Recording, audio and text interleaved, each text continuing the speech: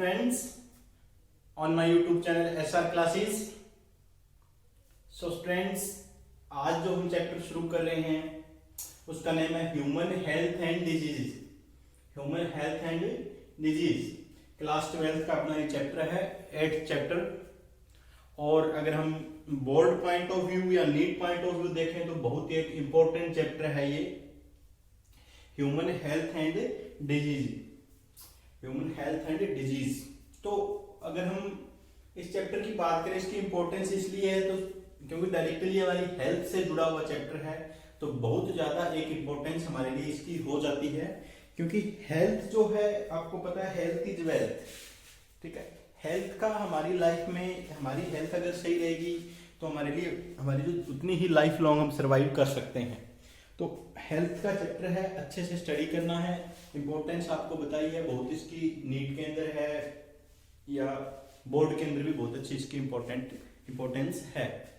तो देखिएगा students, health ancient time से ही हेल्थ के ऊपर बहुत ज्यादा डिस्कशन हुआ. अलग अलग हाइपोथेसिस आई, अलग अलग थ्योरीज आई, अलग अलग साइंटिस्ट का, अलग अलग जो फिजिशियन थे, अलग अलग फिलोसफर थे, उनका हेल्थ पे जो एक पॉइंट ऑफ व्यू था उस टाइम अपना अपना अलग डिफरेंट था.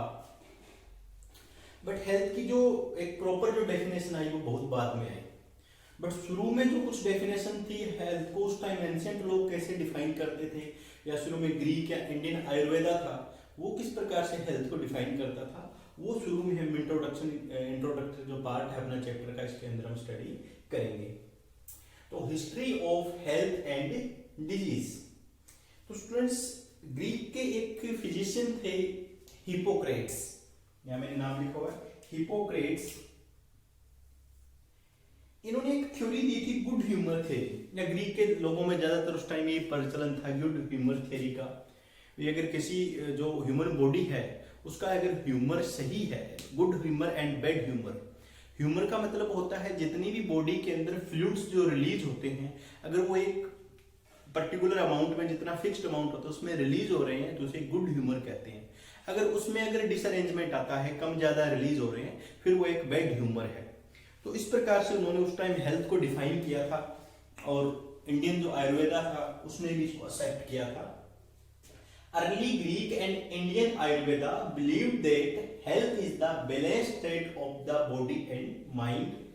Health for a long time was considered as a state of body and mind where there was a balance of certain humors.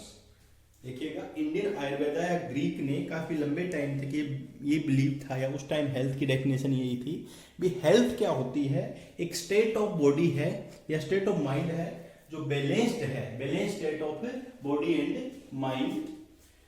Health for a long time considered as a state of body and mind where there was a balance of the certain humors.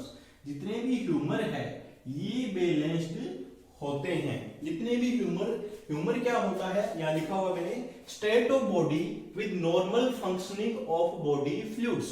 Body के अंदर जो fluids release होते हैं उनकी जो functioning क्या है, normal होनी चाहिए, वो नॉर्मल मात्रा में रिलीज हो रहे हैं, तो उसे क्या कह सकते हैं हम, गुड ह्यूमर कह सकते हैं.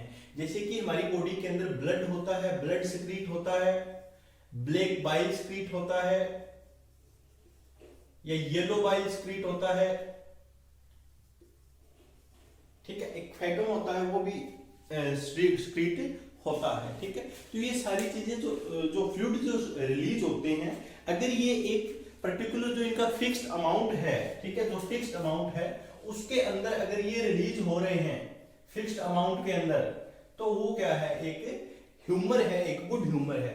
अगर according too early Greek scientist and Indian Ayurveda and Hippocrates, उसकी बात कर रहा हूँ, आज के टाइम की बात नहीं करना. आज हम हेल्थ की डेफिनेशन नहीं पढ़ेंगे, ठीक है, पर हम इंट्रोडक्शन पढ़ रहे हैं, अभी हिस्ट्री पढ़ रहे हैं. तो इन्होंने कहा भी ये जो ब्लड है या ब्लैक बाइल है या जो ये जो इन जो जितने भी फ्लूइड की जो सिक्रीशन होती है, अगर ये फिक्स्ड अमाउंट में होती है तो वो एक क्या होता है, गुड ह्यूमर का साइन होता है, और पर्सन जो है वो हेल्दी होता है, गुड हेल्थ होती है. ये जो थिंकिंग थी, ये जो अर्ली ग्रीक साइंटिस्ट थे या इंडियन आयुर्वेदा ने भी इनको सपोर्ट किया था, तो ये सारे अलग अलग इनकी अपनी अपनी थ्योरीज थी, अपने अपने कंसेप्ट्स थे।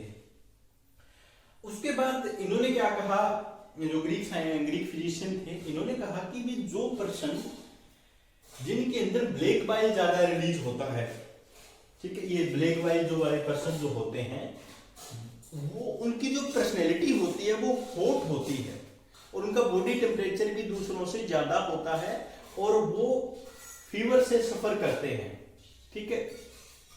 There was a old reflective thought that person with the black bile belong to the hot personality and would have fever. जिनके ब्लैक बाइल ज्यादा रिलीज होता है, स्टूडेंट्स ब्लैक बाइल एक फ्लूइड है जो कि किडनी और स्प्लीन से रिलीज होता है, किडनी और स्प्लीन से ये रिलीज होता है। मैं यहां लिख देता हूं, किडनी एंड स्प्लीन, ठीक है, स्प्लीन से ये रिलीज होता है। तो ये क्या करेगा, किसी में ज्यादा ये रिलीज हो रहा है, उसका मतलब उसको फीवर होगा और उनकी जो पर्सनैलिटी होती है वो हॉट होती है। ये बात इन्होंने कही थी, जो ग्रीक फिजिशियंस थे, इन्होंने कहा था भी ब्लैक बाइल जो जिनके अंदर रिलीज होता है जो अनबैलेंस्ड अमाउंट में, तो उसे क्या कहते हैं, एक उनकी जो पर्सनैलिटी होगी वो हॉट होगी और मतलब बॉडी टेम्परेचर उनका ज्यादा होगा। तो ये चीजें इन्होंने शुरू में जो ये बातें थी, ये अलग अलग जो इनके जो अपने अपने ऑब्जर्वेशन थी या अपनी अपनी थ्योरीज थी, ये इन्होंने दी थी। उसके बाद एक साइंटिस्ट आए, William Harvey.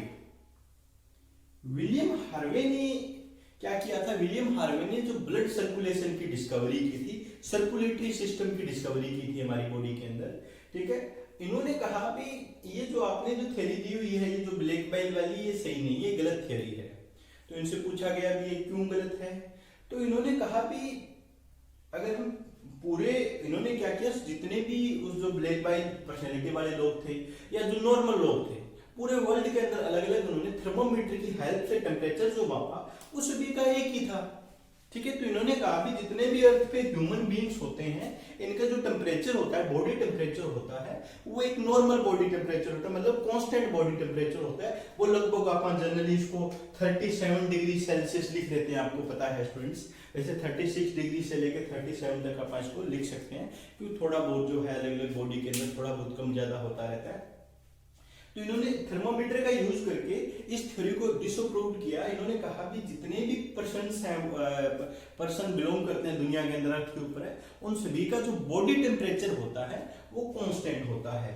William Harvey disapproved this good humour and bad humour hypothesis by demonstrating normal body temperature in these people by using a thermometer. He also discovered circulation, ठीक है। तो इन्होंने थर्मोमीटर का यूज करके जो ये theory थी, hypothesis था हिपोक्रेट्स का या अर्ली साइंटिस्ट जितने भी ग्रीक के जो लोग मानते थे, या अपना इंडियन आयुर्वेदा भी इसको सपोर्ट करता था, तो इन्होंने इसको डिसअप्रूव कर दिया। इन्होंने कहा भी जो ये आप जो बात कर रहे हो गलत है।